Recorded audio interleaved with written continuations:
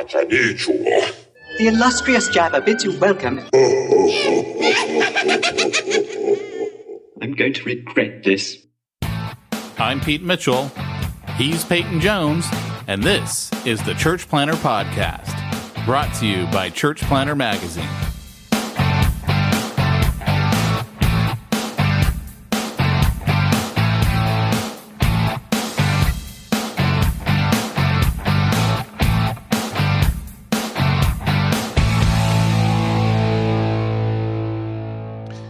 Hey, Church Planter, this is Pete Mitchell.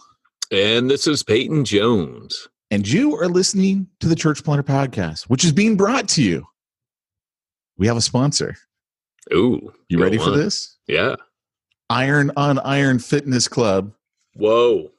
As iron sharpens iron, so one man sharpens another. Nice. You can find out more at irononironfc.com.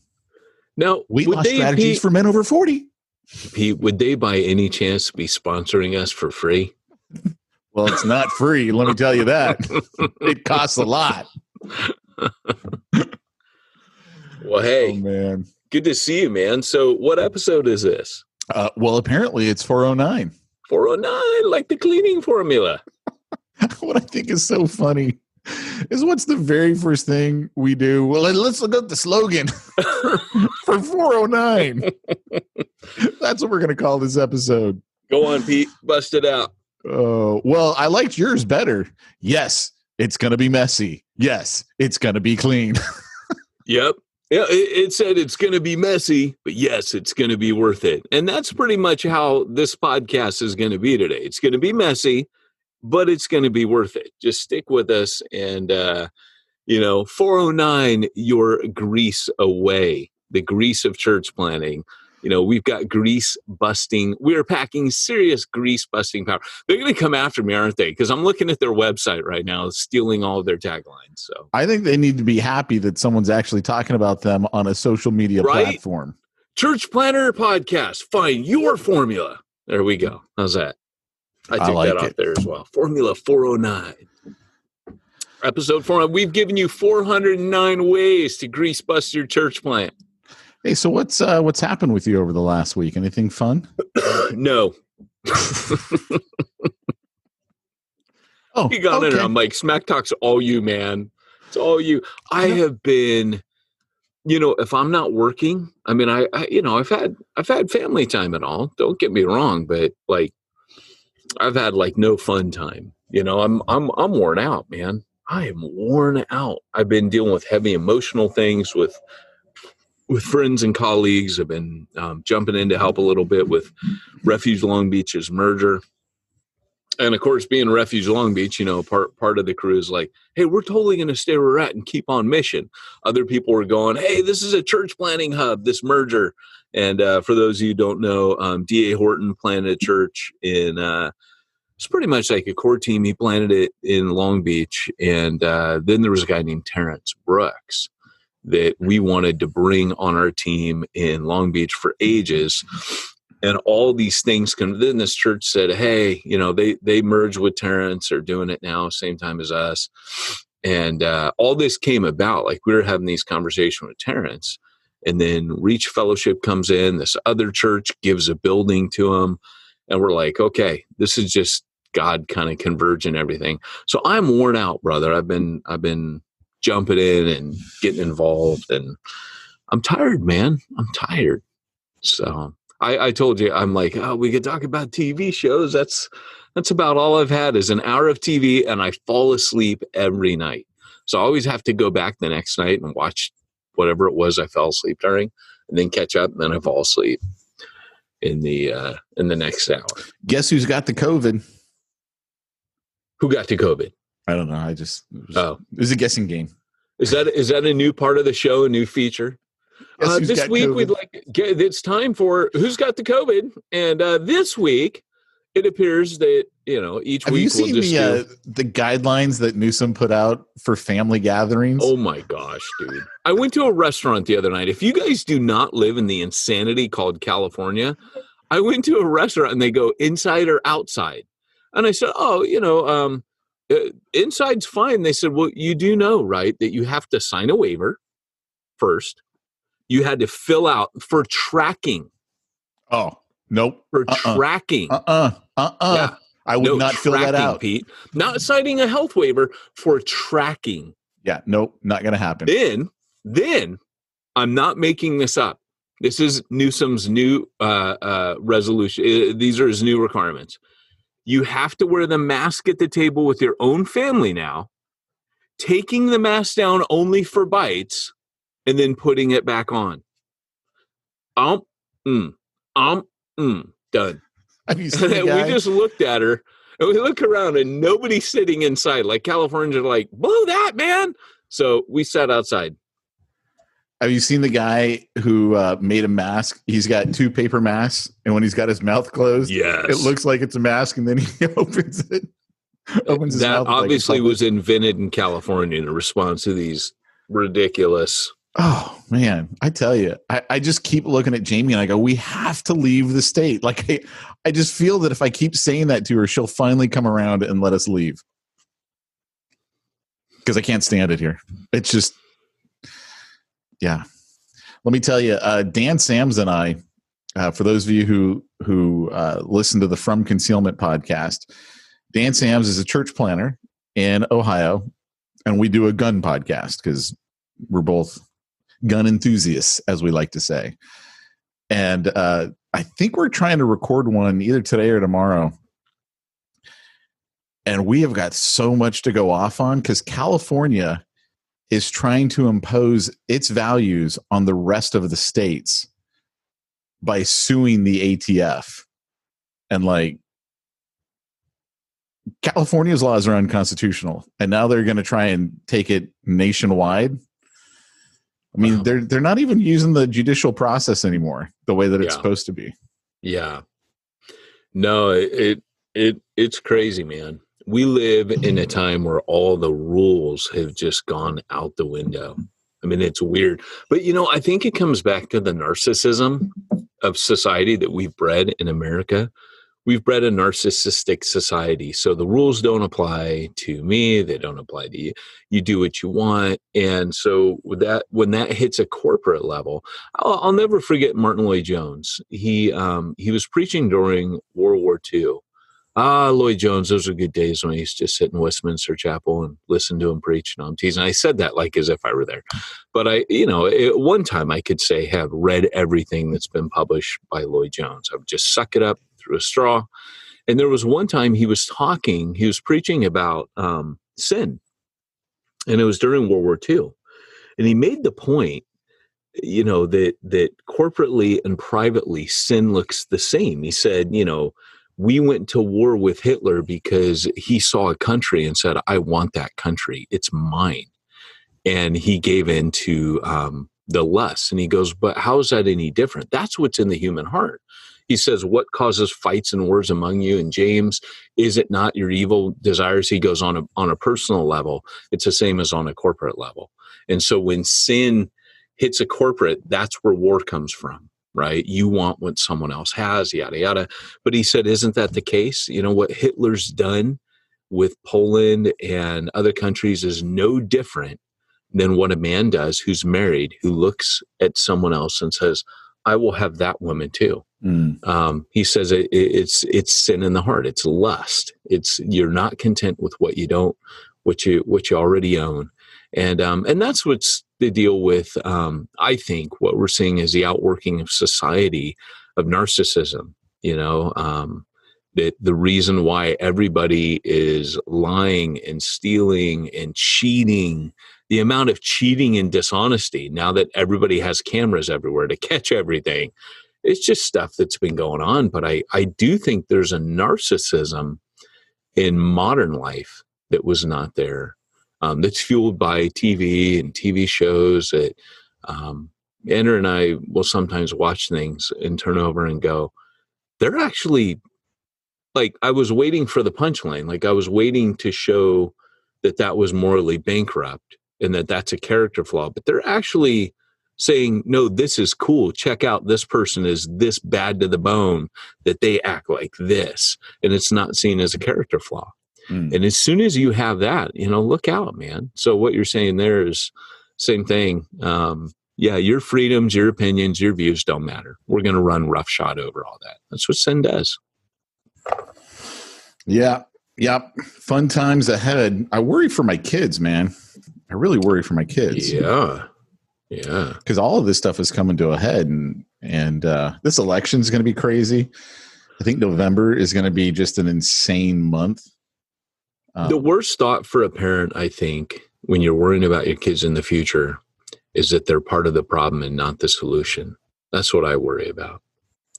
I worry that my kids will be so influenced by. That's what I mean. Yeah. Yeah. That they're like, oh no, that they just get caught up and they begin to think that way as well. Because, right. I'll listen, like I very carefully watch and monitor what's playing in my home.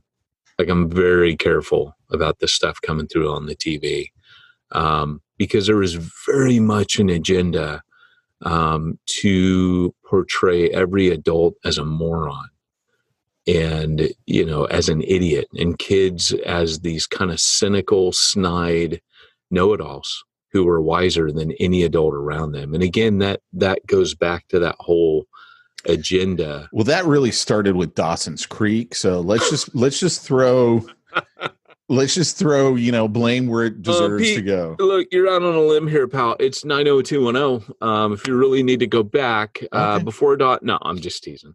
I'm proud to say I've never actually seen an episode. I think we own them. Actually, I think they're in the other room. I've never seen them. No. Yeah. Okay. So I don't normally say this, but it's come out on the podcast before. Gilmore Girls. I have watched the Gilmore Girls. I've watched Little House. Never watch that. I would. Oh my gosh! But I just want to know: did Luke end up with the girl or not? Why didn't they stop Lorelai from doing that?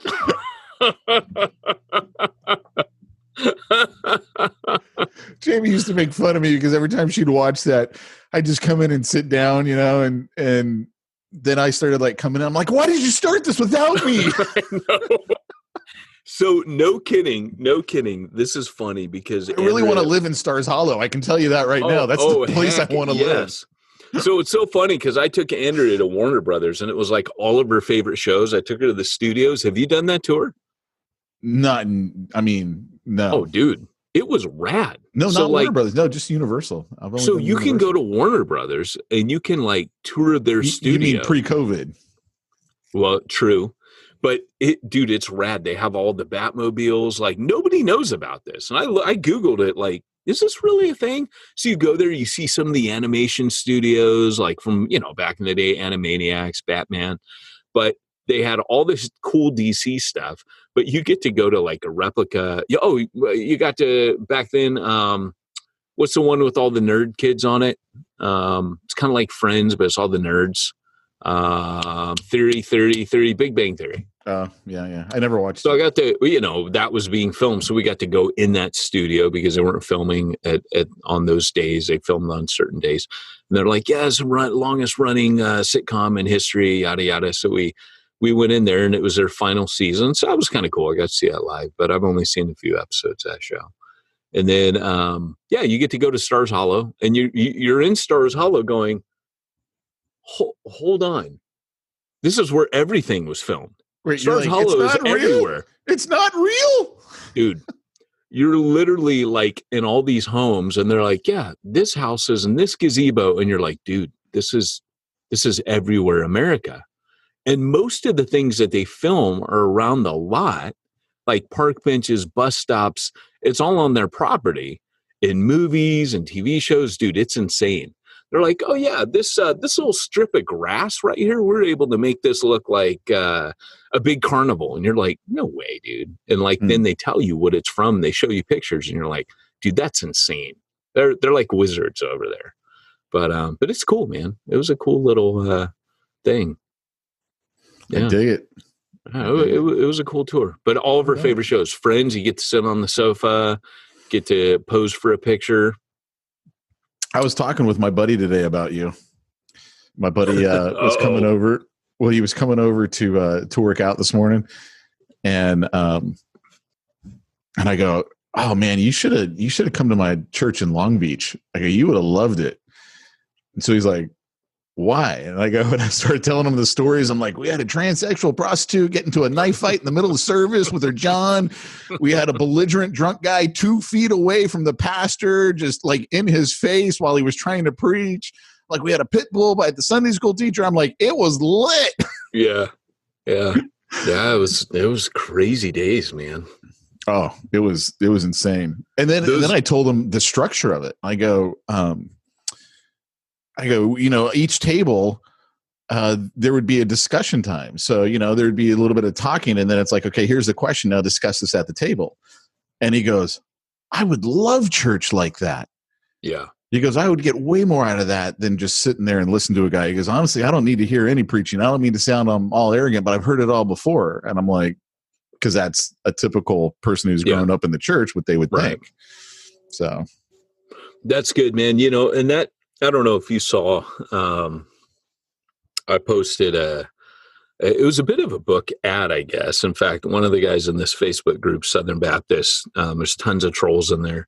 One guy, he goes, oh, this sounds more like a book ad than concern for the future of the church. And I'm thinking, well, I wrote the book out of concern. I'm not going to answer, like, you don't feed the trolls, right? But the whole thing is I wrote this article about it, and I said the reason why when we shifted from analog service to digital service, and then from digital to outdoor now, the reason that we haven't seen the numbers come back is when we shifted to digital. I warned, you can go back. I said this changes everything, because as soon as people figure out that all they were doing was watching a show, they'll realize they don't have to come. And once they realize that, they're not going to. Right. I mean, why would they? Why spend the gas money? Why the penny dropped for society that this is like watching TV, because I stream everything now. It's like watching YouTube. I can do this whenever I want, and I don't have to take up my Sunday morning now doing it. And so as soon as that happened, what I said is we're not providing something of value. And the only thing of value, Pete, that the church can offer is interaction. Right. Community. So until that's there, we're not going to see a return. And so I've got a mini course that's going to drop in as the book comes out. It'll help, hopefully, get draw people into wanting to buy the textbook, because it was actually a whole chapter that didn't make it in that I was really torn. Like, this chapter this is kind of a key, but I replaced it instead with 2 chapters on how to do interactive church. But they're on the cogs, which were the things that we did in the midweek, which were missional. And, but yeah, I mean, I have 2 whole chapters in a 20-book textbook all about how to interact in church. Actually in church and out of church. I actually talk about how to do it in public space, like open mic nights in a coffee house, or, open forums, or, in the open air or whatever. I talk all about how you would do that, or on a university campus, all things which I've done. And then I have one that's like, okay, what does church look like when you do this? And it's that important to me to spend 1/10 of my book dedicating it to interaction. And then to have another whole chapter that was huge. It was actually 2 more chapters on what I would call COGS, which are communities of grace, micro churches. We were doing that before it was cool. But doing missional COGS. Hey, did you see that text that I sent you? The snapshot from Brandon Brooks? No. I texted it to you. Oh, let me look. I texted it to you a while ago. Oh, did you? So he said, happy belated for my birthday. And it's a picture of a guy getting a tattoo. And it says Islands, like he's getting the Islands logo tattooed. And then right underneath that, NRA. I did not get this. I was like, where is this? Oh, I have not seen this. I had to have sent it to you. I took a snapshot of it. Oh my gosh, that's funny. It was the last thing I sent to you. No, I've not seen that. I put true fan of the podcast. Oh man, I haven't seen it. I don't even know. I might have already deleted the snapshot. So I was I'll give a shout out to Michael Kell, who works for NAM. He was he was saying, "Hey, does anyone know a hypoallergenic dog that, you know?" And I just threw out Doberman, and he threw me back some lines from the podcast. And I was like, "You care? You listen to our show." Dude, we have to get a dog so bad. Like, Dude, Doberman, I'm telling you. well, the problem is I don't want to spend best. Doberman money. Yeah, I guess. I mean, I'm more of a mutt from the rescue shelter, you know, slip us a 40-pound bag of dog food and we'll let you take a dog. I mean, that's I'm saying more is my price range. With my dog, and you know I'm a bit tight, but I am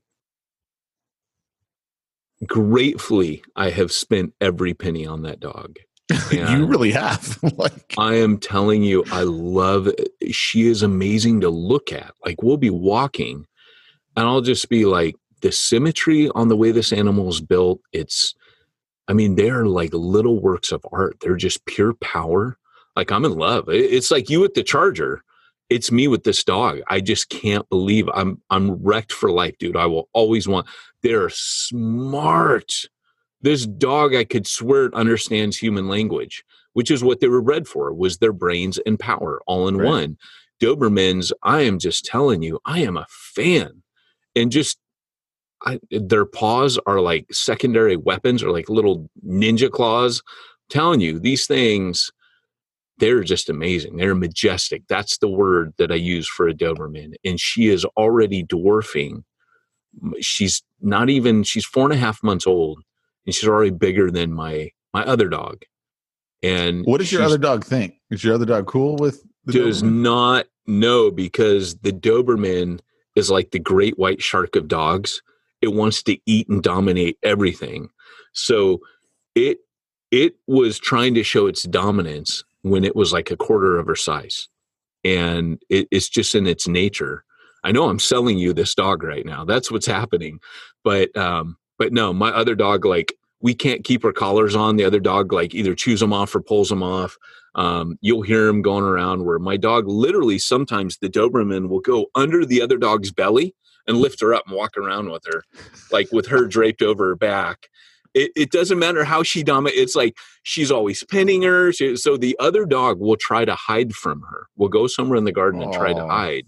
Yeah, I know. We've got to keep them separate a lot because the other dog's 13. Yeah. And we're just like, that's just no way to spend the rest of her life, is just on the run from this other dog that won't stop biting her in play. But, the age difference is, it's like, Jeffrey Epstein. He just got to keep them separated, I didn't follow that one, but okay. The age difference is like Jeffrey Epstein. The age it was a bad joke. Jeez, but, you got to keep them separated. Did you see DJ? He like posted on the tattoo thread that I had. He was like, "Oh, I thought you were going to get a tattoo that said taxation is theft and Epstein never saw it coming or something like that." I was like, "Oh, that's someone who listens to the podcast." Man, didn't all that get muted, huh? Oh, big time, right? I am telling you, there is, I've heard people talk about this. I don't even know how to pronounce it. The conspiracy stuff theory listen, there's enough going on. I don't know the conspiracy theories. I'm not a part of that, but I work with people that are quite involved in sex trafficking, like anti-sex trafficking. Yeah, let's clarify there. Yeah, let's the FBI knocks on my door. No, people that minister in those worlds and are a part of the solution. And you don't need any conspiracy theory. The fact that is being thrown out, I don't know. There probably are weirdos making stuff up out there. I don't know. But the fact that that's never talked about, to me, shows, there is a bit of protection going on over that. Well, what I do find incredibly disturbing is when the media uses the term underage woman. He had sex with an underage woman. No, it's called a child, and it's called rape. Really? Like, They say that, do they? yeah, it's like they're trying to like either, well, I don't know the whole conspiracy theories, that are like, oh, they're trying to justify it. I'm like, It's probably best we don't know, but there has been a veneer of protection for this. maybe there on has, maybe there society. hasn't. I don't like it. Like, I don't know. They could just be like, hey, we're the media. We got to come up with newfangled ways to say things. I mean, that could be what they're thinking. We need to sound cool. But it's like, no, it's called rape when it's with a child. Yes. And it's called a child when they're under the age of 18. If you guys get a chance, let's use the term. If you guys get a chance, listen to the interview I did on Exponential. I do a show. It comes out on Mondays. It's a Monday live webinar at 11 a.m. Pacific. If you go to multiplication.org, you can check it out. Look, I'm not saying it because we need numbers over there. I'm just saying I interviewed the guy who co-founded the network I run. Can you plug our show like the way you're plugging theirs right now? I think I will, actually. Because that would be really helpful for us. I think I will. But the guy I planted or started the New Breed Network with the network I run was a guy named Di Hankey. I mean, it's like if you've ever seen Lock, Stock, and Two Smoking Barrels or Snatch, that he's one of those dudes. He's straight out of there, right? Rough urban inner city guy, rapper, MC, DJ, church planner extraordinaire, just an amazing dude. But he started up a coffee company called Manumet. So get this. Remember when we did Jump School, those films? Yep. I knew you when I was flying over there, making the films, coming back. And when we made those, the guy who was one of our church planners in our network, he actually went from making safety videos to that was his first foray into, hey, I could do something a little more elaborate. So we made those. Anyways, he submitted that in his portfolio, won the Pinewood pitch competition, got a contract out of that. Pinewood Studios, by the way, everyone, Star Wars is filmed there. They do an annual Anyways, dude won it. Really good work he's done. But anyways, he got a contract to work for the Welsh police, like for the whole country. They did this national campaign against sex trafficking because they busted this ring and just seized tons of money, like millions and millions, took the money, poured it back into making these films. Di Hankey, obviously, and this guy's planting while all this is going on. But Di Hankey, I mean, that dude's a man of prayer. You have to be if you're going to venture into this world. But Di's always been a guy where he goes where the need is, right? That was one of our taglines. We go where the need is, not where the money is. And Di moved, he planted a church in a rough valley town. Those are like the inner cities there. Then he went to the capital. He's in a rough neighborhood there. And he planted another church named Redeemer. But anyways, with all this sex trafficking contacts, he went to, he asked how he could get involved. And they said, you can't do anything on the front lines to help church planning. I mean, help sex trafficking, like get people.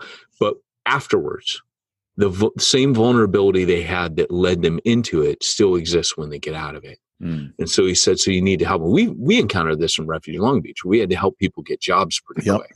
Yep. And so what happened was he started a roasting company called Manumet. And they have like a little industrial space. It's not a coffee shop because they couldn't man that, but they could man a place where people could come. It's mail order. You can offer, people give to it, people buy from it. And it helps provide a living for these girls that have been out of sex trafficking. And it's, he's a dude, so it's, primarily run by women, but he, he's planting his church. And all that to say, if you want to go check that out, you can go to multiplication.org, go to the hub, and you can check that out and listen to that. It's pretty cool. So, but all that to say, I don't know why we went there, but yeah. Jeffrey Epstein. Yeah, because I made a bad joke. But hey, God probably use my crappy sense of humor to, not that I think that's funny at all, don't get me wrong, but the age difference comment, stuff just comes out of my mouth sometimes. I can't help it. Well, we should actually jump into today's topic because I'm very curious about today's topic. Well, this is part 2 from last Great week. Scott, it's time for this week's topic. Yeah, so I'm debating how much to go into, right? Well, first of all, let me start it by saying I got a text message, or a Vox rather, from Travis Sinks, who was my assistant for a long time. Best guy I've ever hired, by far. And he's now a youth pastor up in Washington State. And he said we should have named it, because I can't remember exactly what I named it, but I put in parentheses, not for kids. Yeah. And he goes, you should have said not for kids or Baptists. Hey, man, in defense of the Baptists, I'll tell you, there are people I worked with in the Kirk Overstreet being the one where he was like, dude, you got to talk about this stuff in your textbook. And I did a little, but I didn't really talk about possession. What is that? What's in the box? What's in the box? What is up? That is the weirdest background ever. It's from Disneyland. That's all I know. It's probably one of the rides. Oh, okay. Cool. Hey, they're making a Star Wars hotel. Am I the last person to figure this out? Well, it doesn't really matter because you can't really go to hotels. So who cares? Well, I just found out yesterday. They're like at D23. I'm like, that was months ago. How have I not heard about this? I thought me and Pete were friends. So, okay. So, last week, gosh. So you could feel leading up to last week a spiritual battle. Give everyone the backdrop who didn't listen to last week's episode. If you didn't listen to last week, you need to go and listen to last week. Okay, but now give them a summary. I will. You need to hear last week. So last week was on the day that we were recording, which was a Thursday. I was going over to a house where Pete and I were doing Pete and I. No, not Pete and I. I mean, not Pete and I. Sorry. We were doing Andrew and I were going to go over, it's my wife. We were going to go and do a house cleansing, for lack of a better term. We were called in by some friends of ours who don't go to church, aren't walking with God, but are definitely on the fringe of that. And through our friendship and chatting with them and sharing with them, we've gotten closer and closer to the family and their extended family. And they're like, hey, stuff's popping off in our house. We're seeing things, we're hearing things. And if you're a cessationist, you could try going and saying, no, you didn't say anything. You didn't hear anything. Don't worry. We don't believe in that. That's not in the Bible. You could do that. But I always remind people that the disciples believed in ghosts. They did. They kept thinking Jesus was a ghost, like when he walked on water and when he raised from the dead. But here's the thing. When you get called into an unbeliever's house to do something like this, it's a little hair raising, So last week's episode was how to do one. And, even afterwards, like on the night of, I realized there was a lot of stuff I didn't say that I actually do.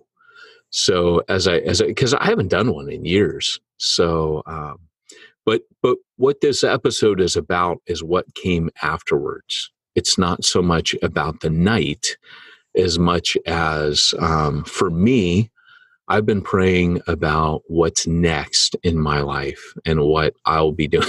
No, I'm not starting Ghostbusters, but I've been praying about, church planning. What am I going to be doing? So, Andrea, my wife, is the hardcore missionary in the bunch, believe it or not, and she was like, she kept saying, because all my church planning ventures went on hold when I wrote the textbook. And she kept saying, whatever we do, it's got to be born out of mission.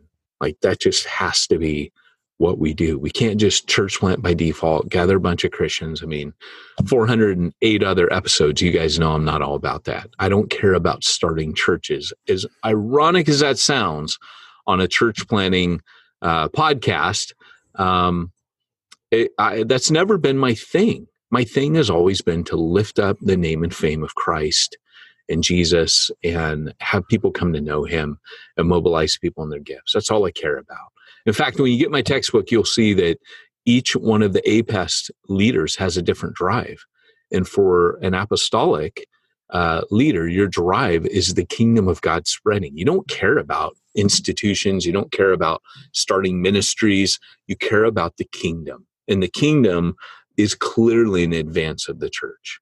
It is always working outside the church, on the borders and the fringes, and you find apostolic leaders occupying that space. That's where we thrive. So the call the other night was very much in line with who I am, what I'm called to. Interrupt at any time, Pete, because you know I'm winding up here. I'm just listening. What's in the box? So let me unpack. So let me unpack what happened. So we get there, and you know, obviously, when you go into these, you're nervous because you don't know what's going to happen. But my personality is I joke about everything. So I get there, and I'm giving them hugs and hey, what's up? And did you bring the floating dolphin? That's the real question. Yes. Do not let this distract you. This will be flying around while we do this. Pete and I had a flying dolphin for Church Planter magazine. We used to float it Exponential. I don't think I told Todd about it. Now that I work for Exponential, I need to actually tell them about that. That would be funny. Yeah. I should tell them that I floated that. And then I should apologize. Because I tell you what, now that I work with Exponential, he would think it was hilarious that we did that. Right. He would find that funny. So anyways, so I get in there, and the first thing, you know, I'm thinking, because I know for a fact they're nervous. If I am nervous, they're nervous. So when I get there, picture yourself, you don't go to church and the preacher man's coming over, and there's going to be a throwdown, right? With whatever's appearing in your house, talking to you, there's going to be a throwdown. So they've seen TV. You know what they're thinking, right? I know what they're thinking. They're thinking I'm going to be in there shouting and screaming and throwing things. And, you know, and so the first thing I tell them is, hey, the power of Christ compels you. The power of Christ compels you. Yeah, they think I'm going to be throwing things all over their walls. And, you know, and so I tell them, I say, hey, you should come over with a lamb sometime, just a live lamb on a leash, and be like, we're going to need this for later. I need to come with like a suitcase, you know, like on Ghostbusters or one of these shows. Two suitcases, one in each hand, like big old behemoths. Start pulling out like these giant crucifixes and like incense sensors, you know. Dude, you should buy some replica of the Ghostbuster equipment and like pull those out of the suitcase. They have that little thing where you trap all the little ghosts, throw that down. Remember the thing that Egon has and he's holding, and it's got the lights go. Oh, that would be so great. That would lighten the mood. But you watch these shows, right? Like the ghost hunter shows, and they bring all these big like Pelican cases in with like all this crap, and like I just show up with a Bible. You know, I'm like, hey guys, look, and I tell them, I said, look, first thing I want you to do is relax a little bit.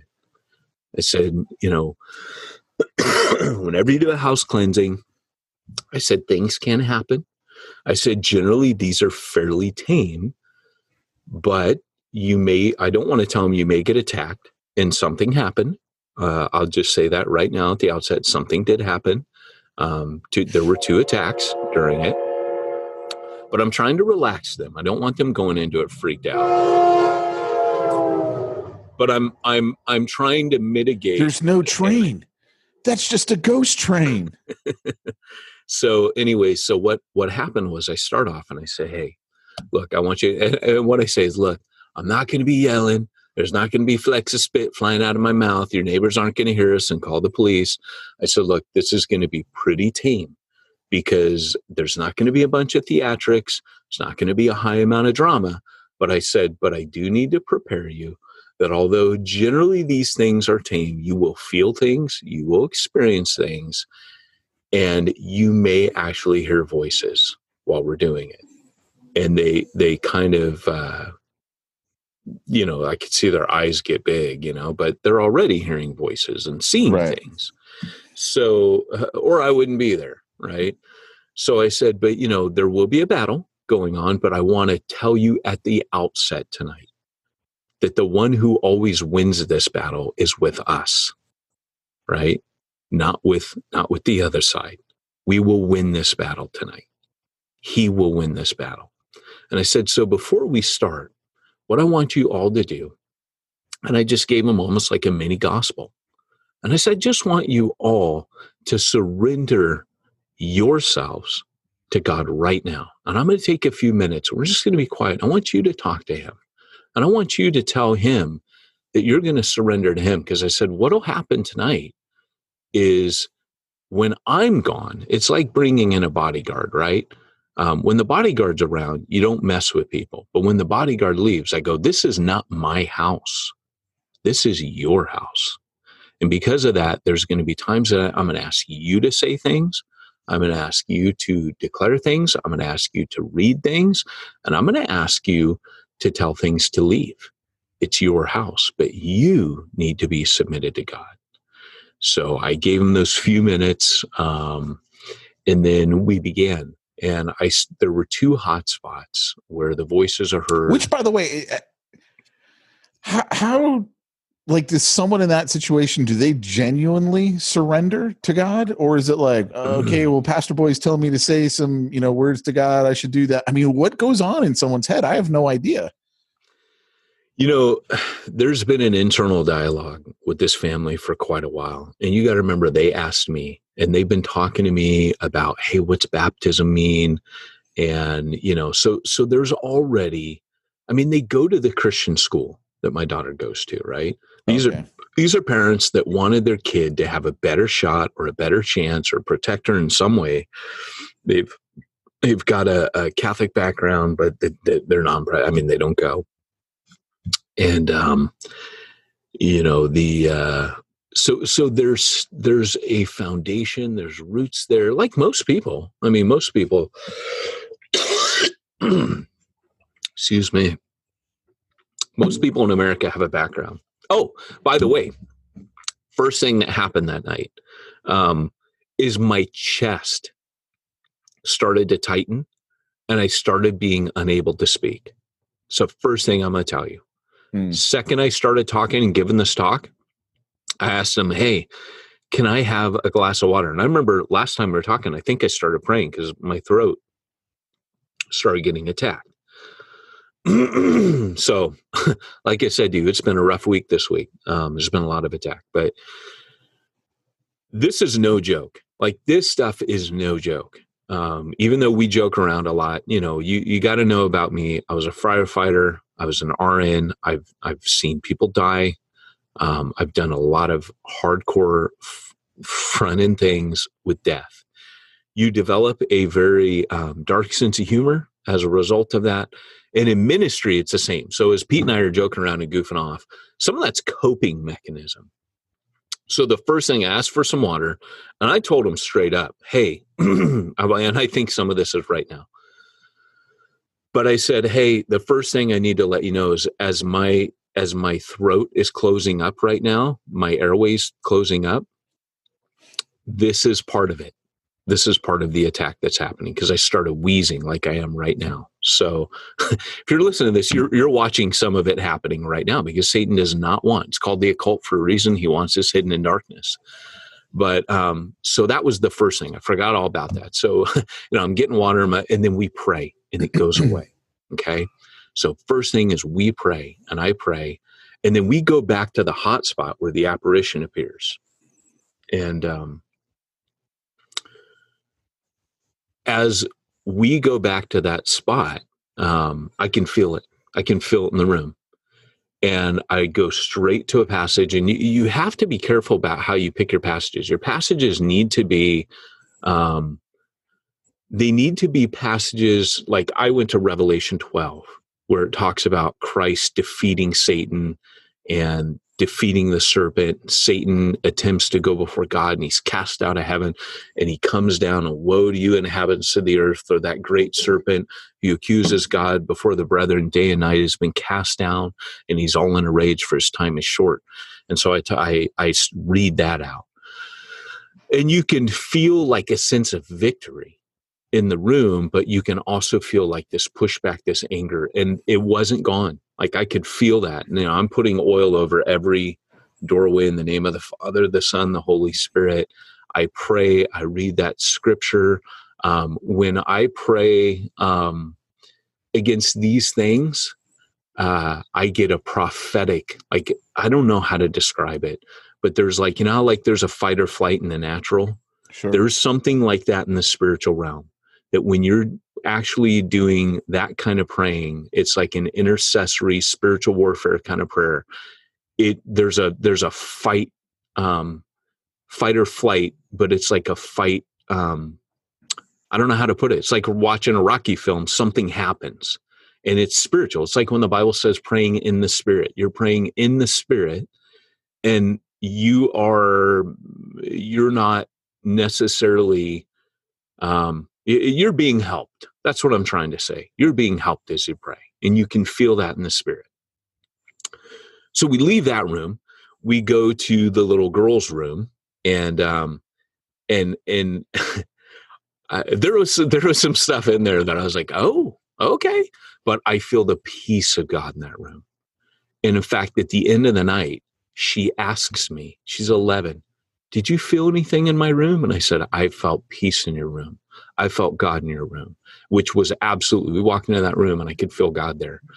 She's one of the reasons I think God is in that room and in that house and has brought us in. Like, I just felt this sense of she was precious to him, that he loved her. So I read Psalm 23, which I've never done in a house cleansing or exorcism, but prophetically I felt that was a scripture that needed to be read. But I didn't share at that time. I felt peace. I didn't, but I prayed into that. And then we go into the next room, which is like a workout room, and my wife is somewhat prophetic, so I have her pray into that, and she prays into that, and she gets a word while she's in there, and she shares that word. Then, and about the importance of that room, and then we go into the center of the house. As we get into the center of the house, I go straight to Matthew 27, Jesus on the cross. And I got to tell you something. I share the gospel. I mean, it's on. I am sharing the gospel. I am calling for them to repent and to fully submit to Christ.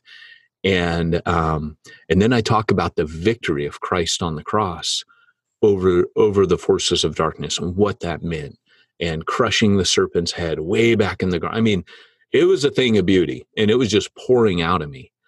And as we prayed, and I didn't know this until the end of the night, but the lady started getting chest pains right then in the room. We start praying, and you can feel something in the atmosphere literally shifting. And that was the point in that room. At that moment, something shifted. I don't know what happened, but it was like God came into that house in a big way, and whatever was evil left. I didn't say anything about it till the end of because we debriefed at the end of the night. The rad thing was when I explained that was the point at which I shifted, they all felt it. What was weird is we went into the next room, which is where the whispers were coming from. And I didn't know this at the time. Andrea could feel it. She knew this is the core of where things are happening. This was the second hotspot. She could feel it. Yeah. Wow. I didn't know as I walk in, but I remember getting in there and being like, huh, okay, I'm a little turned around in here. I don't know what's happening in here. But I pray, and as I pray something prophetic for the dad. As we leave, we go into the next room where the couple stays. They point back to that other room. Now, by this time, the house has been cleansed, but Andrea knew that was a hot spot. And they say, this is not the room it happens in. It happens in the other room, and we hear it in this room. So they hear the whispers in the next room over. Does that make sense? Coming from the room we just left. Now this room happens to be right on the border of where the lady that's into witchcraft, their next door neighbor, So as we're doing this, like I'm having them place hands on the walls and praying with me. There were a couple times I had them say things, repeat after me. This is your home. You need to say this, yada, yada. Anyways, so when the night's over, we're talking and you can just see like there's peace on their faces. I don't know what God did in there, but I'm talking to them and I'm debriefing. Okay. And everything with everyone's experience lined up completely. I'm debating sharing the next thing that I texted you about because it's kind of a like, it's like the next level up. But, as we were leaving, and this is one of the problems, I've never shared this on the podcast before, but I have had it where I've been in an exorcism and it was so heavy that I got an injury. No one hit me. No one did anything, but I got really wicked sciatica the day after an exorcism. And those of you that read Church Zero, you know that I served with a guy who, was walked in the supernatural. And his name was Jeff, and he had laid hands on me, and it healed for about a week. And then the second time I saw him, because I had this thing for a year, that's how I found out. I was getting MRIs, I was doing physical therapy, nothing was helping. And he said to me, the second time, once he came out, he prayed. Once I went out, it was during the filming of Jump School. And he prayed for me again, and I got two weeks peace. But he said, this is demonic, Peyton. Were you in an exorcism? I said, I was in the worst exorcism of my life, and it was a failed one the day before. And so anyways, I did get healed of it. It was supernaturally healed. I won't tell that story. It's really funny. But it's another story for another day. Maybe if we do something on healing, we'll do that. But anyway, so that I have had experience with being injured after an exorcism and needing it to be healed, because after a year of, physical therapy, treatment, MRIs and whatever else they were trying to give it, nothing, but in an instant was healed, never came back. That was years ago.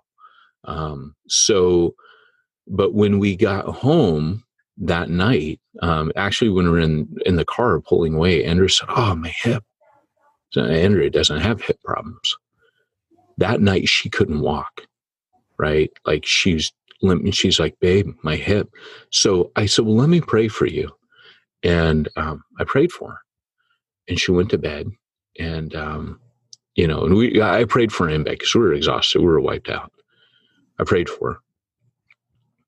The next morning, she woke up, and she was in excruciating pain. And I said to her, "This is demonic.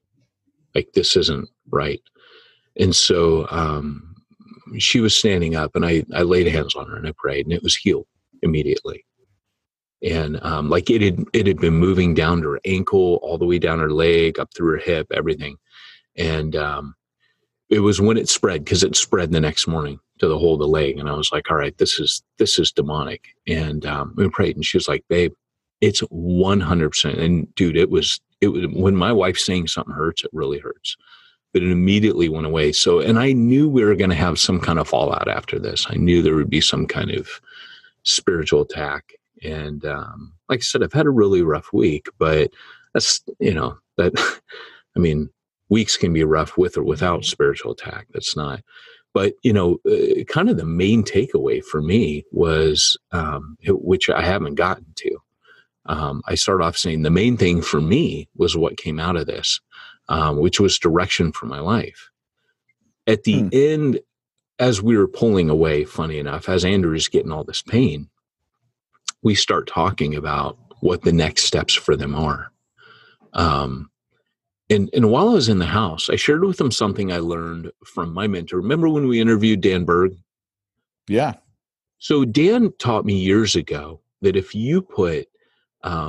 worship. Berg was the guy who we said, "I'm going to hell with Dan Berg." That was the title of the podcast. Yeah, he was my mentor, my ministry mentor at a very young age. He was my youth pastor, but so much more than that. The guy that taught me how to pray. The guy that the first exorcism I was ever in was with Dan Berg.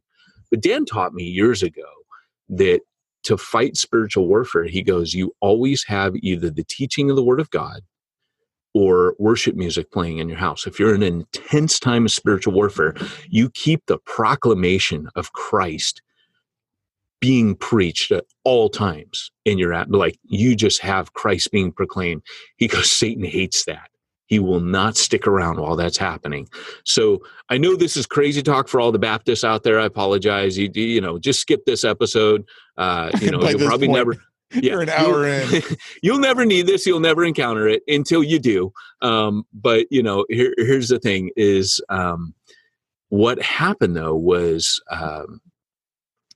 where was I going? Oh, so I had told the couple. I said, what you guys need to do now is you need to fill the vacuum in this house. You need to start putting on. And I told them through the Word. I said, you know, I work for Through the Word, which is a Bible app. And I didn't say like, hey, listen to Leviticus. I said, hey, you know, put some of those on, because I don't trust a lot of what's on Christian radio nowadays, because a lot of it's crap, and a lot of these guys I don't trust them as far as I can throw. Yeah, I don't trust them as far as I can throw them. And a lot of them, it's legalism anyways. You know, you do better, try harder. And I'm like, they just need the gospel. And I know they'll get it on Through the Word. And so, you know, I point him to that. And as we're going away, Andrea and I are talking about what's next.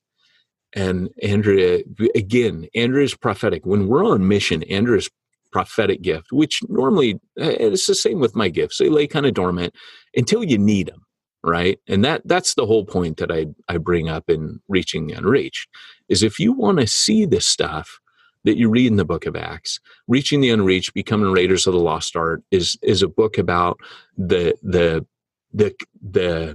combined power of mission, the combining of mission and power in the scripture. How those in my textbook in church plan, I really outline this. Like I go full bore, like demonstrating all these scriptures that show mission and power go together. But that was the premise of the whole book of Reaching the Unreached. But you know, Andrew's prophetic gift kicks into high drive in these situations, and she said, "Babe, we're going to end up starting a Bible study in their house." And it was like the Matrix, dude. Everything was downloaded into my head. That if I do one, like all of a sudden I can see it. We're planting not a church, because I know it sounds weird, but I'm never out to plant a church, right? I was asked to plant a church in Refuge Long Beach, so I did, because Bill asked me. But really, that's not how I operate. You know, I start things that have to do with non-believers coming to know Jesus, and churches happen out of that. But here, all of a sudden, I could see it. They're bringing, it's not a church plant in my house with my people and the people I'm collecting, trying to get them to come to something. It's literally them coming to know Jesus. We're in their house with their family, with their friends, and we're just turning up. And everything's happening around them, being channeled through them and their contacts and their family and their friends. And I told Andrea, oh my gosh, that's the next thing I'm going to be doing, is things like this. I will not be starting anything out of my house. I will not be starting a core team. I will not be starting a home study. I'm going to start doing this. And if I start a network of micro churches, it's going to be complete with non-believers, true to style, true to what I've always done. It's going to start with unbelievers. And I might grab a few people here and there to come with us. But to me, it was like everything just finally clicked for me that's what I'll be doing. Mm. And, you know, if you look at what Paul did, right, that is what Paul did. Whoever's house he was meeting in, there were no Christians. He was meeting in their homes. He was meeting in their public spaces with them. And the gospel was being contained. Jesus was Zacchaeus, right? What does he do? He goes to Zacchaeus' house for dinner. In fact, he tells him, I'm having dinner with you tonight, right? He invites himself over to dinner. And Matthew, naturally, because he's just found the grace of God, he invites all of his friends and his family to his own house to meet Jesus. And that is my new church planning strategy. That is what I will be doing now. I don't see myself ever running a church again. I don't see myself ever, but I could do this for the rest of my life and be pretty happy doing it and starting a bunch of these and perhaps bringing them together under central leadership. Sure, I could do that. But yeah, that's, so to me, it's basically more the house church network that Dan Sams runs. Yeah, pretty much. You know, and most of the time you start with Christians and you invite people to them. But to me, it's, again, this is something that just doesn't interest me. I know that sounds weird to say, but I really have no interest in starting a believer's home study that I invite lost people to. But this, like flipping it around the other way, I could do this. I could do this all day. That makes sense. You know, it's weird. This is Facebook Live. I probably should have said, we probably shouldn't Facebook Live this one today because it's a little bit kooky for people. I get that. I get that this one's going to be a little bit further out on a limb for some of you. And I can't apologize for it. It's just my experience, you know? So. Yeah, it's definitely not my experience. So put that in your podcast.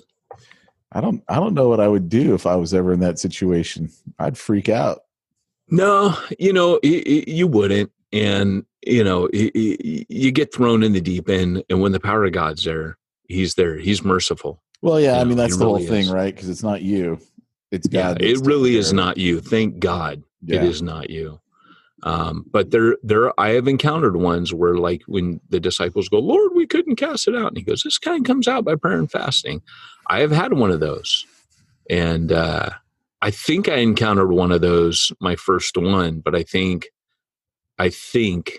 God was very merciful and just did it because we were a bunch of kids. So, you know, we're a bunch of high schoolers. Well, hey, that said, we're at the end. We're out of time, man. So this one went a little bit longer. I apologize for that. But Pete, while you're doing all these starting home studies with non-believers, yes, it's going to be worth it.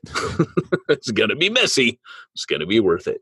But Pete, while you're doing all these starting little missional cogs with non-believers, you know, how do you deal with your centralized funding model and your tax compliancy and your donors and tax donor receipts? You know, bookkeeping needs. I use simplifychurch.com. And in fact, when I need an exorcism, I call up simplifychurch.com and they call Peyton. You know, when you call them, they'll bring the big suitcases. They'll pull all the ghost-busting equipment. They'll have out. all the Ghostbuster equipment popping right out. Have you seen the trailer for the new Ghostbuster movie? No, I have not. Dude, I'm kind of looking forward to it. Oh, all right. I should go watch that post-haste. Yes. And next week on Smack Talk, we need to talk about Raised by Wolves. So you know what you got to do this week. What do? I got to like harass HBO Max and go, Pete's where's my Raised by Max Wolves? app is busted. It's not showing him new shows. So I don't know, man. Maybe they need an updated credit card or something. I don't know.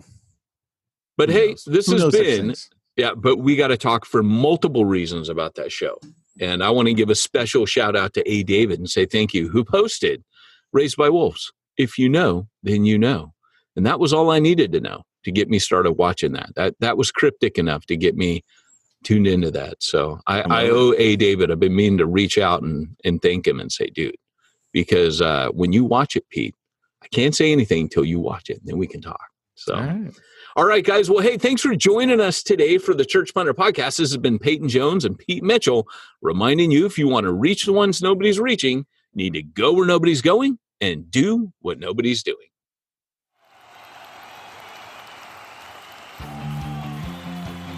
Thanks for joining us for another weekly episode of the Church Planter Podcast with Pete Mitchell and Peyton Jones. We'd love to hear your comments on this episode of the Church Planter Podcast.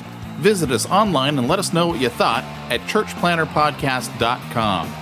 If you subscribe to us via iTunes and have enjoyed the podcast, leave us a positive review. The more positive reviews we receive in iTunes, the more iTunes will promote us to other church planners who would benefit from this show. This podcast is brought to you by the Church Planner Magazine, which is available in the iTunes newsstand or online via churchplannermagazine.com.